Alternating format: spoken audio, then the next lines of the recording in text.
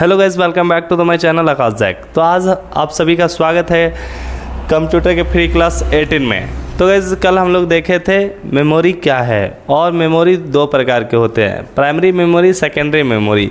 तो आज हम लोग जानेंगे मेमोरी के प्रकार का पहला type, primary memory. Primary memory यानी प्राथमिक मेमोरी, जिसे हम लोग हिंदी में कहते हैं।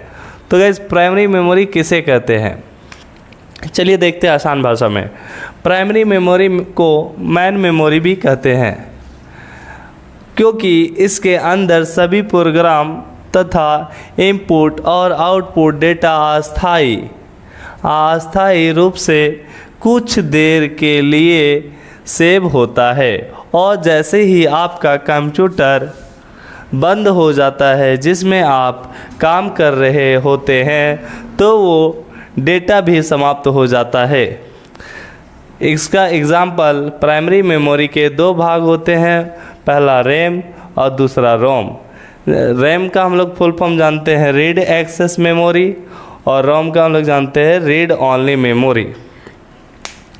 प्राइमरी मेमोरी ये क्या कर रहा है, देखिए। प्राइमरी मेमोरी को मेन मेमोरी भी कहते हैं।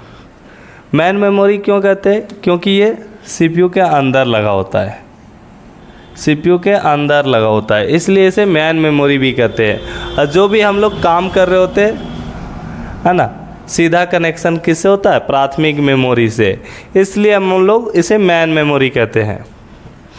क्योंकि इसके अंदर सभी प्रोग्राम तथा इनपुट और आउटपुट डेटा अस्थायी रूप से कुछ देर के लिए सेव होता है।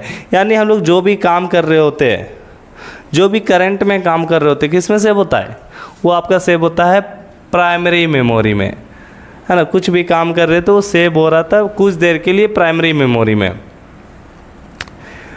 अस्थायी रूप से सेव हो रहा होता है। चाहे आपका इनपुट हो, चाहे आपका आउटपुट हो, है ना, चाहे कोई प्रोग्राम हो, कुछ देर के लिए आपका सेव होता है। जैसे आप MS वर्ड में कुछ बना रहे हैं तो वो सेव हो रहा है कुछ क्षण के लिए, किस में, प्राइमरी मेमोरी में। और इसका सीधा कनेक्शन ये अंदर CPU के लगे होते हैं, इसलिए इसका सीधा कनेक्शन CPU से होता है।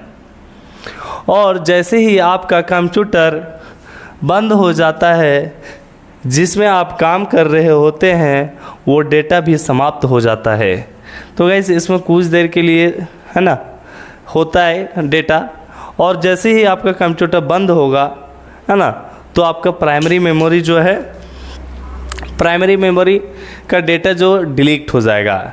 ऐसा क्यों होता है, क्योंकि जैसे ही लाइन चला जाएगा, लाइन जाने के बाद प्राइमरी मेमोरी काम करना बंद कर देते हैं, है ना।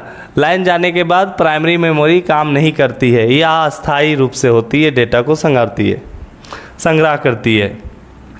और इसका जो एग्जाम्पल है, दो प्रकार है, वो हम लोग देख सकते हैं, रीड एक्सेस मेमोरी और रीड ओनली मेमोरी।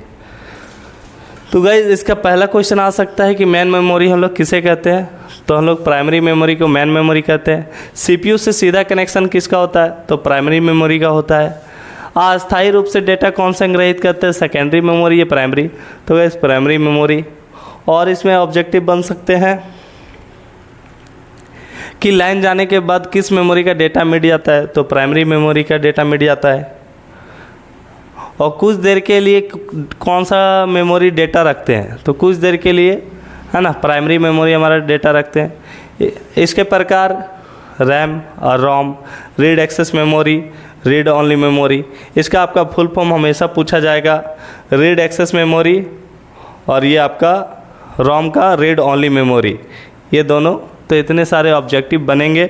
और भी ऑब्जेक्टिव देखना है, अगर आपका 10 मार्क्स का एग्ज़ाम है कंप्यूटर का, तो आप हमारे चैनल को फॉलो कर ले। इस प्रकार से आसान भाषा में, आसान परिभाषा में आपको सिखाएंगे, और बहुत ही मज़ा आने वाला है। तो कन्फर्म है कि 10 मार्क्स आपका आएगा ही आएगा। तो चैनल को सब्सक्राइब कर ले, और पहले का वीडियो नहीं देखे तो ज़रूर देखें, सभी आसान भाषा में। Thank you.